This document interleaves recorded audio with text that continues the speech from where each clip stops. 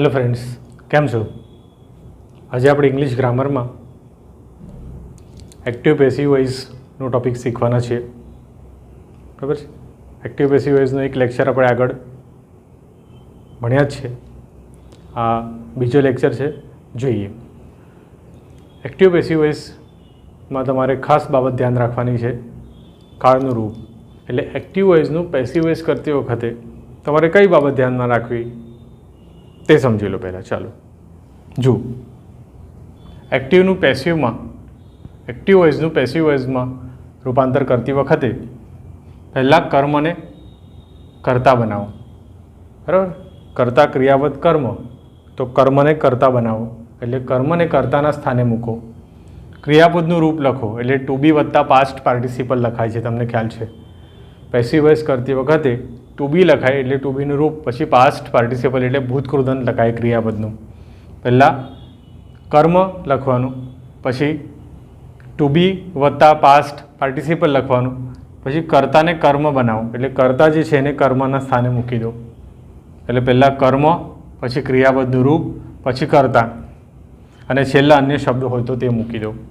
હવે વિવિધ કાળમાં ક્રિયાપદનું રૂપ જે છે, આ ક્રિયાપદનું રૂપ અલગ અલગ વપરાય છે. બરાબર. તો આજે બીજા નંબરની જે બાબત છે એમાં ખાસ ધ્યાન રાખવું. બાકી કર્મ જે તો કર્તા બનશે દરેક વાક્યમાં, અને દરેક વાક્યમાં કર્તા છે તે કર્મ બનશે, અન્ય શબ્દો છેલ્લા જ મુકાશે. પણ આ ક્રિયાપદનું રૂપ દરેક વાક્યમાં અલગ હોઈ શકે છે કાળ મુજબ. જેમ કે સિમ્પલ પ્રેઝન્ટ ટેન્સ હોય, સાદો વર્તમાન કાળ, તો એમિઝાર પ્લસ પાસ્ટ પાર્ટિસિપલ, અને ટુ બીનું રૂપ કહેવાય. ટુ બી પ્લસ પાસ્ટ પાર્ટિસિપલ એટલે એમિઝાર પ્લસ પાસ્ટ પાર્ટિસિપલ સાદા વર્તમાન કાળમાં. સિમ્પલ પાસ્ટ ટેન્સ સાદો ભૂતકાળ, તો કે વોઝ વર વત્તા પાસ્ટ પાર્ટિસિપલ મૂકી દો. સિમ્પલ ફ્યુચર ટેન્સ સાદો ભવિષ્યકાળ હોય તો વિલ અથવા શેલ મૂકીને બી પછી પાસ્ટ પાર્ટિસિપલ મૂકો. એટલે વિલ કે શેલ તો મૂકવાનું જ, પછી બી શબ્દ મૂકવાનો છે, અને પછી પાસ્ટ પાર્ટિસિપલ. અને પ્રેઝન્ટ પરફેક્ટ ટેન્સ હોય પૂર્ણ વર્તમાન કાળ, જો પૂર્ણ વર્તમાન કાળ હોય તો હેવ કે હેઝ મૂકી પછી બીન શબ્દ મૂકી અને પાસ્ટ પાર્ટિસિપલ. તમે જોઈ શકો છો કે સિમ્પલ ફ્યુચર ટેન્સમાં બી શબ્દ ઉમેરાય છે, જ્યારે પ્રેઝન્ટ પરફેક્ટ ટેન્સ પૂર્ણ વર્તમાન કાળમાં બીન શબ્દ ઉમેરાય છે. પૂર્ણ કાળમાં બીન શબ્દ ઉમેરાય હંમેશા. બરાબર. તો આવી રીતે આપણે આ ચાર કાળમાં એક્ટિવ વોઇસનું પેસિવ વોઇસમાં રૂપાંતર શીખીશું. આટલું લખી લઈશું, પછી આપણે કેટલાક વાક્યો જોઈએ છે.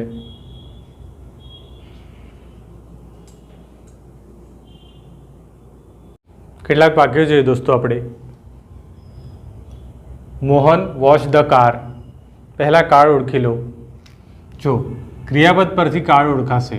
વોશ્ડ એટલે ભૂતકાળ છે, વોશનું ભૂતકાળ વાપરેલું છે, વોશ્ડ. બરાબર. મોહન વોશ્ડ ધ કાર એટલે અહીંયા મોહન કરતા છે, વોશ્ડ આ ક્રિયાપદ છે, અને ધ કાર એ કર્મ છે. પેસિવ વોઇસ કરતી વખતે પહેલાં કર્મ મુકાય એટલે ધ કાર અહીંયા આગળ આવી જશે. પહેલાં લખી દઈએ ધ કાર. હવે ટુ બી વત્તા પાસ્ટ પાર્ટિસિપલ, તો અહીંયા ભૂતકાળ છે ને, સિમ્પલ પાસ્ટ ટેન્સ એટલે વોઝ વર વત્તા પાસ્ટ પાર્ટિસિપલ મૂકવાનું. તો ધ કાર આ જે કરતા છે, ધ કાર એક વચનમાં છે એટલે વોઝ મુકાશે, અને વોશ્ડનું ભૂતકૃદંત વોશ્ડ જ થાય. જે ક્રિયાપદને ડી કે ઈડી લાગેલી હોય તેનું ભૂતકાળ અને ભૂતકૃદંત સરખું જ હોય છે. એટલે the car was washed by Mohan, પછી બાય શબ્દો દ્વારા કરતા મૂકી દો. બરાબર. એટલે પહેલાં કર્મ મૂક્યું, વોઝર વત્તા પાસ્ટ પાર્ટિસિપલ મૂક્યું, અને પછી કરતા મૂક્યો. પણ કરતા બાય શબ્દ દ્વારા મૂકવાનો, બાય શબ્દ સાથે મૂકી દેવાનો. અન્ય શબ્દ હોય તો છેલ્લા જ રહે છે, અહીં નથી. બરાબર છે. તો આવી રીતે વાક્ય બનાવી શકાય પેસિવ વોઇસમાં. અહીંયા સાદો વર્તમાન કાળ હોત તો અહીંયા ઇઝ કે આર મૂકીને પાસ્ટ પાર્ટિસિપલ મૂક્યો હોત, બીજો કોઈ ફરક પડતો નથી. ભવિષ્યકાળ હોત તો વિલ અથવા શેલ પછી બી મૂકીને પાસ્ટ પાર્ટિસિપલ મૂકવાનું. બાકી કર્મ કર્તાના સ્થાને આવવાનું જ છે, અને કર્તા જે છે એ કર્મના સ્થાને બાય શબ્દ દ્વારા લખવાનો જ છે. બદલાશે તમારે ફક્ત આ ક્રિયાપદનું રૂપ. જો બીજું વાક્ય, he decorated all the rooms. He decorated all the rooms, તો ડેકોરેટનું ભૂતકાળ ડેકોરેટેડ છે એટલે અહીંયા ભૂતકાળ છે એવું ખબર પડે છે. બરાબર. તેણે શણગાર્યા ઓલ ધ રૂમ્સ, બધા જ રૂમ, હે ને, તેણે બધા જ રૂમ શણગાર્યા. શું શણગાર્યું? શુંથી પ્રશ્ન પૂછીએ, કર્મ મળે. શું શણગાર્યું તેણે? ઓલ ધ રૂમ્સ, એટલે આ જે કર્મ છે તે આગળ લઈ લો. ઓલ ધ રૂમ્સ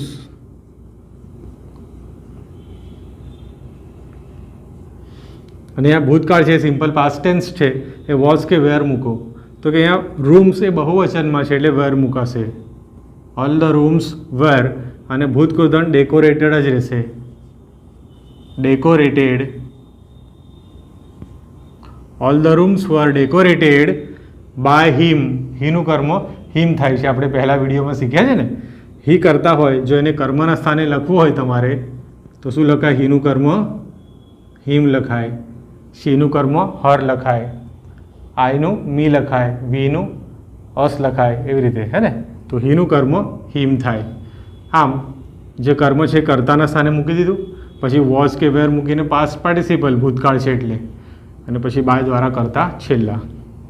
આવી રીતે વાક્ય બનાવી શકાય પેસિવ વોઇસનું. ત્રીજું પણ જોઈએ. તારા વિલ મેક અર્ધન લેમ્પ્સ. વાક્યનો અર્થ એવો થાય છે, તારા વિલ મેક બનાવશે, અર્ધન લેમ્પ્સ માટીના દીવા. કોડિયા હોય ને, કોડિયા એને માટીના દીવા કહેવાય, કોડિયા કહેવાય, અર્ધન લેમ્પ્સ કહેવાય એને અંગ્રેજીમાં. ઠીક છે. તો તારા શું બનાવશે? કોડિયા બનાવશે, અર્ધન લેમ્પ્સ બનાવશે, હે ને. તો આ જે અર્ધન લેમ્પ્સ છે તે આગળ લઈ લઈએ આપણે, બરાબર. કર્મ જે છે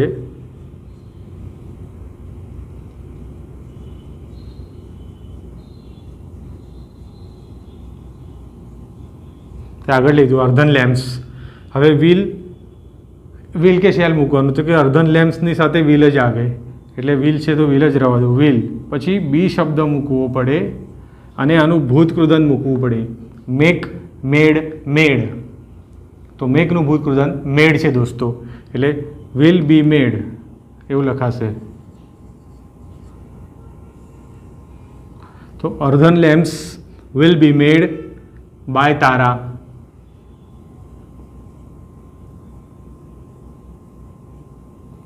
ઠીક છે. તો આવી રીતે લખી શકાય. તમે જોશો અર્ધન લેમ્પ્સ જે કર્મ છે આગળ આવી ગયું. ત્યારબાદ વિલ કે શેલ મૂકવાનું. કરતા આય હોય ને દોસ્તો તો શેલ મુકાય, બાકી બધામાં વિલ જ મૂકી દેવાનું. પછી બી શબ્દ મૂકીને જે ક્રિયાપદ આપ્યું હોય એનું પાસ્ટ પાર્ટિસિપલ મુકાય, હે ને. અને પછી બાય દ્વારા કરતા છેલ્લા જતો રહે છે ને, સરળ. ચોથું વાક્ય જોઈએ. જો વી શાલ વિઝિટ, વી શાલ વિઝિટ ધ મ્યુઝિયમ. જો અહીંયા વી કરતા છે ને એટલે શાલ આવ્યું છે, બરાબર. જો કરતા બદલાશે તો વિલ લખાશે. પછી અમે મ્યુઝિયમની મુલાકાત લઈશું, હે ને. ધ મ્યુઝિયમ કર્મ જે છે તે આગળ આવી ગયું. પછી શેલ કે વિલ મૂકવાનું, તો કે મ્યુઝિયમની સાથે શેલ ન લખાય, એ તો કરતા વી હતો એટલે શેલ આવ્યું હતું, અહીંયા વિલ લખવું પડશે, વિલ બી. અને વિઝિટનું ભૂતકૃદંત વિઝિટેડ થાય, કારણ કે એનું ભૂતકાળ ઈડી લાગીને થાય છે, ભૂતકૃદંત ઈડીવાળું જ હશે, એટલે museum will be visited, the museum will be visited by us. દોસ્તો વીનું કર્મ શું થાય છે? અસ થાય છે, હે ને. ધ મ્યુઝિયમ જે કર્મ હતું એ કર્તાના સ્થાને આવી ગયું. પછી ટુ બી વત્તા પાસ્ટ પાર્ટિસિપલ મૂકી દેવાનું અને બાય દ્વારા કરતા છેલ્લા મૂકી દેવાનું, બરાબર. પાંચમું વાક્ય જોઈ લઈએ. Manish took the books yesterday. Techno ભૂતકાળ છે દોસ્તો આ ટુક. ટુ ટેક એટલે લેવું, બરાબર. ટુક એનો ભૂતકાળ છે. ટેક, ટુક, ટેકન એનું ભૂતકૃદંત ટેકન થાય છે, બરાબર. તો દોસ્તો અહીંયા ભૂતકાળ છે એવું ખબર પડી. મનીષ ગઈકાલે ચોપડીઓ લઈ ગયો હતો. શું લઈ ગયો હતો? ચોપડીઓ, બરાબર. તો આ ચોપડીઓ જે છે તે આ બાજુ આવશે. ધ બુક્સ કર્તાના સ્થાને આવી જાય, બરાબર. પછી હવે ભૂતકાળ છે એટલે વોઝ કે વર મુકાશે. તો કે બુક્સ જે છે બહુવચન છે એટલે એની સાથે વર લખાય. The books were taken, the books were taken by Manish. Yesterday અન્ય શબ્દો છે છેલ્લા જ રહેશે. The books were taken by Manish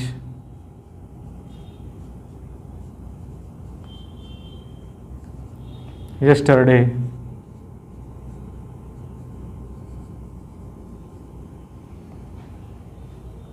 તો આવી રીતે વાક્ય કરી શકાય દોસ્તો. 5 વાક્યમાં તમને ખ્યાલ આવ્યો હશે કે શું કરાય છે. પહેલાં જે કર્મ છે એ કર્તાના સ્થાને આવી જાય છે, ટુ બીનું રૂપ મુકાય છે, પછી પાસ્ટ પાર્ટિસિપલ ને બાય દ્વારા કરતા છેલ્લા, હે ને. કાળ મુજબ ક્રિયાપદનું રૂપ બદલાય. ભૂતકાળ હોય તો વોઝ કે વેર લખાય, ભવિષ્યકાળ હોય તો વિલ બી લખાય અથવા શેલ બી. પણ શેલ ક્યારે આવે? અહીંયા કરતા આય હોય તો જ, બાકી બધામાં વિલ જ લખવાનું. આય અથવા વી હોય તો જ શેલ આવે, બરાબર. જો અહીંયા શેલ હતું સહાયકારક, કારણ કે કરતા વી છે એટલે વીની સાથે શેલ વાપરી શકાય, આય કે વીની સાથે શેલ લખી શકાય છે, બરાબર. પણ જ્યારે કરતા ધ મ્યુઝિયમ થઈ ગયું, ધ મ્યુઝિયમ કરતાના સ્થાને આવ્યું, ત્યારે આપણે વિલ લખ્યું, પછી બી વત્તા પાસ્ટ પાર્ટિસિપલ. તો આ રીતે આ 5 વાક્યો શીખ્યા. બીજા કેટલાક વાક્યો જોઈએ છે. પહેલાં આટલું વિડીયો સ્ટોપ કરીને લખી લઈશ.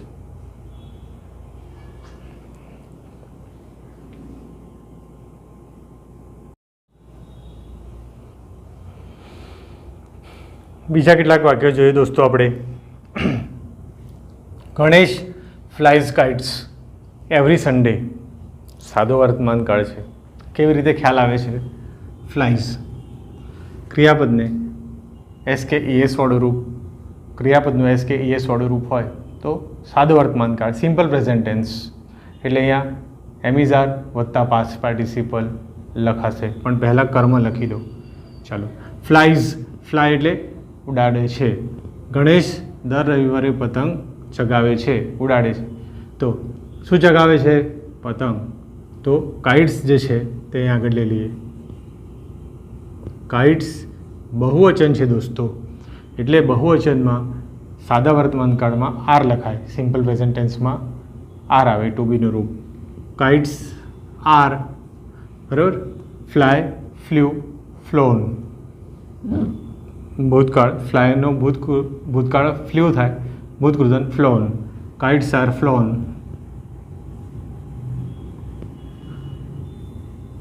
Kites are flown by Ganesh every Sunday છેલ્લા જ.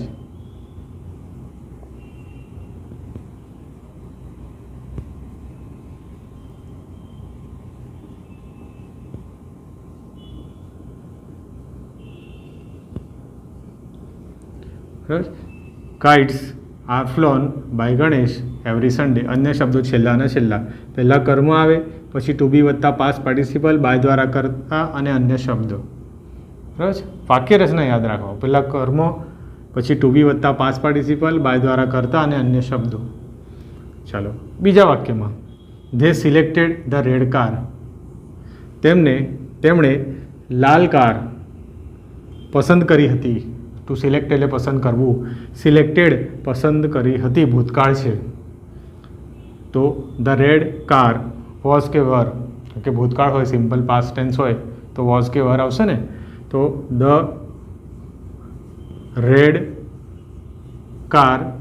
કાર એક વચન છે એટલે વોઝ આવશે. The red car was selected, the red car was selected by them.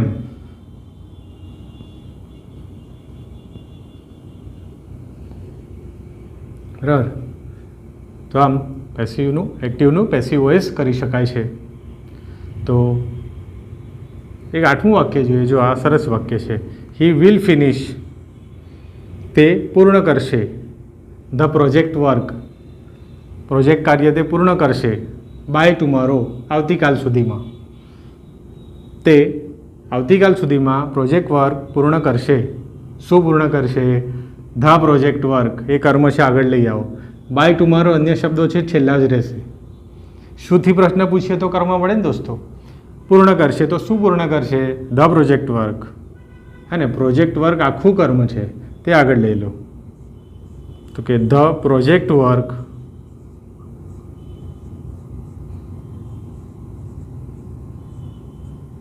The project work will be finished.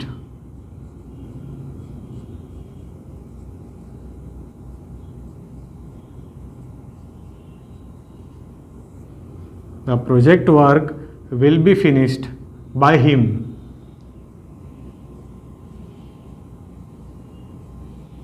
By tomorrow.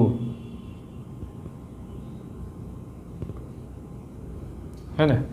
તો આમ જો કર્મ પહેલાં લખી દીધું, ટુ બી વત્તા પાસ્ટ પાર્ટિસિપલ, ભવિષ્યકાળ હોય સિમ્પલ ફ્યુચર ટેન્સ તો વિલ કે શેલ મૂકીને બી લખાય છે, બરાબર. પછી પાસ્ટ પાર્ટિસિપલ બાય દ્વારા કરતા આવે અને છેલ્લા અન્ય શબ્દો ત્યાંના ત્યાં છે. હે ને? એક નવું વાક્ય જોઈએ આપણે. Gautam sells fruits. Gautam sells fruits એટલે ગૌતમ ફળો વેચે છે. હે ને? શું વેચે છે? તે ફળો વેચે છે.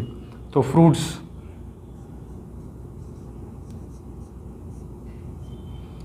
આગળ લખ્યું. હવે ટુ બી વત્તા પાસ્ટ પાર્ટિસિપલ એના માટે કાળ જોવો પડે. સેલ્સ SKES વાળું રૂપ છે. જો સેલનો ભૂતકાળ સોલ્ડ નથી, હે ને? વિલ તો દેખાતું નથી એટલે ભવિષ્યકાળ પણ નથી. SKES વાળું રૂપ મૂળ રૂપ અથવા SKES વાળું રૂપ હોય સાદો વર્તમાન કાળ. ઇઝ કે આર આવશે. એમ ઇઝ આર. એમ તો આઈની સાથે જ આવે. ફ્રૂટ્સ બહુવચન છે એટલે આર લખાશે. એટલે ફ્રૂટ્સ આર સોલ્ડ. ભૂતકૃતન સોલ્ડ થાય છે. Sell sold. Fruits are sold by Gautam.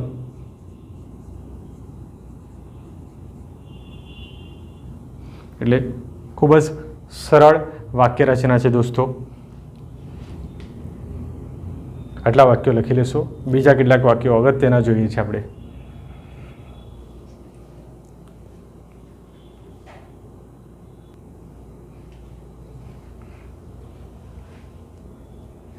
બીજા કેટલાક વાક્યો જોઈએ દોસ્તો આપણે. She gave me a nice pen. વિદ્યાર્થી મિત્રો, અહીં બે કર્મ છે. આ બે કર્મવાળા વાક્યો છે. જોઈએ આપણે.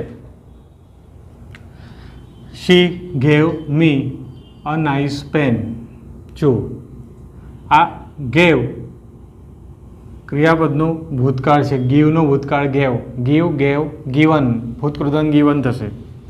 મી આ એક કર્મ છે. કર્મ નંબર 1, બરાબર છે. આ કર્મ નંબર 1 છે કારણ કે આઈનું કર્મ મી થાય ને દોસ્તો. તો આ મી એ કર્મ છે, બરાબર. અને જો તેણી આપશે, તેણી મને આપશે. શું આપશે? A nice pen. તો આનો અ નાઇસ પેન છે ને આ બીજું એક કર્મ છે. તો દોસ્તો આ બે કર્મવાળું વાક્ય છે. અહીંયા સમજાય છે? બે કર્મ કેમ થયા? તો કે મી આઈનું કર્મ મી થાય છે, એક આ કર્મ છે. અને બીજું શુંથી પ્રશ્ન પૂછીએ તો પણ કર્મ મળે છે. શું અથવા કોનેથી પ્રશ્ન પૂછો તો કર્મ મળે. તેણી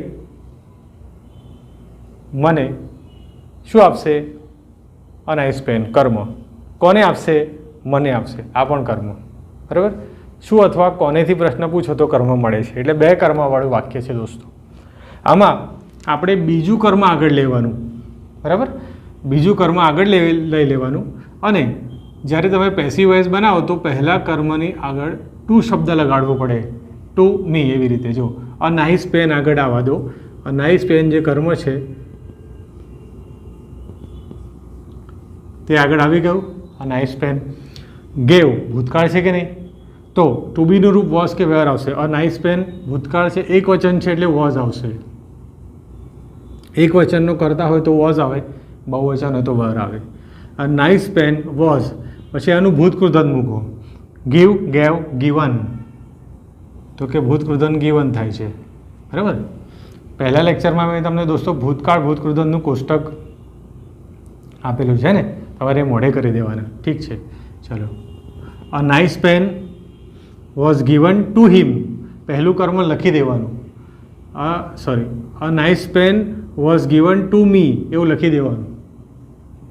પહેલું કર્મ, બરાબર. અને પછી છેલ્લા લખવાનું બાય દ્વારા કરતા. By her. તો શીનું કર્મ શું થઈ જાય? By her.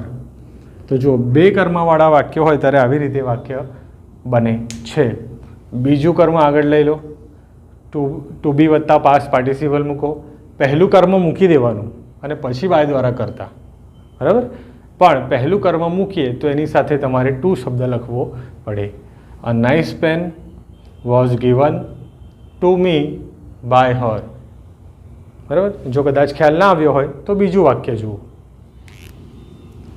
Govind will pay him the money.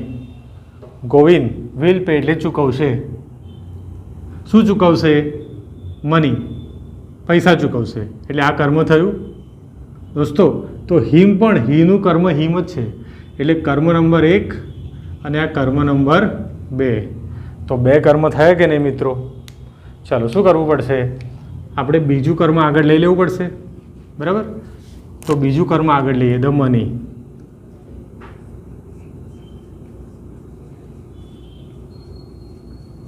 Two બીનું રૂપ તો અહીંયા વિલ લખાશે. બરાબર? અને વિલ પછી કયો શબ્દ મૂકવો પડે છે? બી. Will be. અને પેનું ભૂત કૃદંત પેડ. Pay, paid, paid. હે ને? બરાબર છે? The money will be paid to him. અહીંયા ટુ લખવું પડશે. The money will be paid to him by Govind. By દ્વારા કરતા છેલ્લા. ફરીથી એકવાર સમજી લો. જો પહેલાં જે બીજું કર્મ છે તે આગળ આવી ગયું, ધ મની. ત્યાર પછી ટુ બી વત્તા પાસ્ટ પાર્ટિસિપલ મુકાય. એટલે the money will be paid to him by Govind. બરાબર છે? આવી રીતે પેસિવ વોઇસ થઈ શકે છે. આગળનું વાક્ય જો ખ્યાલ ના આવ્યો હોય તો, ગ્રેન્ડમા ટેલ્સ અસ અ સ્ટોરી. હે ને? ગ્રેન્ડમા એટલે દાદી, ટેલ્સ એટલે કહે છે, અસ એટલે અમને, અ સ્ટોરી એટલે કે વાર્તા. દાદીમાં અમને વાર્તા કહે છે. શું કહે છે? વાર્તા. આ કર્મ છે. અને વીનું કર્મ અસ પણ છે. એટલે કર્મ નંબર 1, કર્મ નંબર 2. તો આ કર્મ નંબર 2 આગળ લઈ લો. પહેલાં અ સ્ટોરી. કાળ કયો છે તે ઓળખી લો, કારણ કે ટુ બી વત્તા પાસ્ટ પાર્ટિસિપલ. પણ ટુ બી કયું મૂકવાનું અહીંયા? ટેલ્સ SKES વાળું રૂપ એટલે સાદો વર્તમાન કાળ, સિમ્પલ પ્રેઝન્ટ ટેન્સ પહેલો. એમ ઇઝ આર મૂકવાનું. કરતા એક વચન છે એટલે ઇઝ લખાશે. અ સ્ટોરી ઇઝ.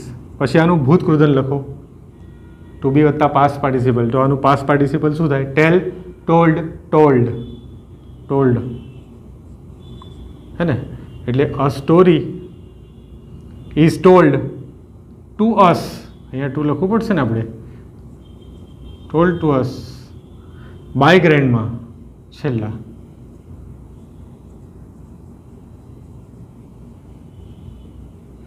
તો આ રીતે 2 કર્મવાળા વાક્યો બને દોસ્તો. હે ને? પહેલાં કર્મ આવી જાય, જોઈ લો અહીંયા. પછી ટુ બી વત્તા પાસ્ટ પાર્ટિસિપલ. પછી ટુ વડે પહેલું કર્મ લખી દેવાનું અને કર્તાને છેલ્લા લખવાનું બાય દ્વારા. હે ને? 14મું વાક્ય જોઈ લઈએ. Sharvari has sent me a wrist watch. Sharvari has sent મોકલી છે. મી એટલે મને. A wrist watch. A wrist watch એટલે કાંડે પહેરવાની ઘડિયાળ, એને રિસ્ટ વોચ કહેવાય. બરાબર? તો શું મોકલ્યું છે શર્વરીએ મને? રિસ્ટ વોચ મોકલી છે. આ કર્મ છે. પણ આયનું કર્મ મી. આ બધું કર્મ જ છે ને. આયનું કર્મ મી થાય ને. તો 2 કર્મ થયા દોસ્તો. હે ને? બીજું કર્મ આગળ લઈ લઈએ. અ wrist watch. A wrist watch. અહીંયા ડબલ્યુનો ઉચ્ચાર નથી થતો. ડબલ્યુ સાયલેન્ટ છે એટલે રિસ્ટ જ બોલે છે. A wrist watch. પછી હેઝ બીન. બીન શબ્દ મૂકવો પડે પૂર્ણકાળમાં. હે ને? Has been. A wrist watch has been sent. Sent. સેન્ડનો ભૂતકાળ સેન્ટ થાય અને ભૂતકૃત પણ સેન્ટ. અહીંયા પૂર્ણ વર્તમાન કાળ છે. હેવ હેઝ વત્તા પાસ્ટ પાર્ટિસિપલ છે ને એટલે પૂર્ણ વર્તમાન કાળ છે. બરાબર? ચોથો કાળ. તો તમારે હેવ કે હેઝ મૂકવું જ પડે. અ રિસ્ટ વોચ એક વચન છે એટલે હેઝ મુકાય. બહુવચન હોય તો હેવ લખાય. એટલે a wrist watch has been Saint.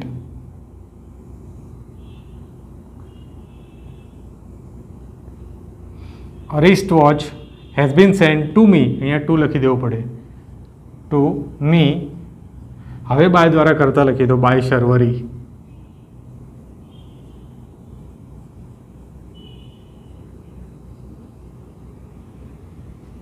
બરાબર. તો આ રીતે વાક્યો લખી શકાય દોસ્તો. ઠીક છે, તો આપણે અહીં આ વિડીયો પૂર્ણ કરીએ છીએ. બરાબર છે. એક નવા વિડીયોમાં ફરીથી મળીએ. જય શ્રી કૃષ્ણ.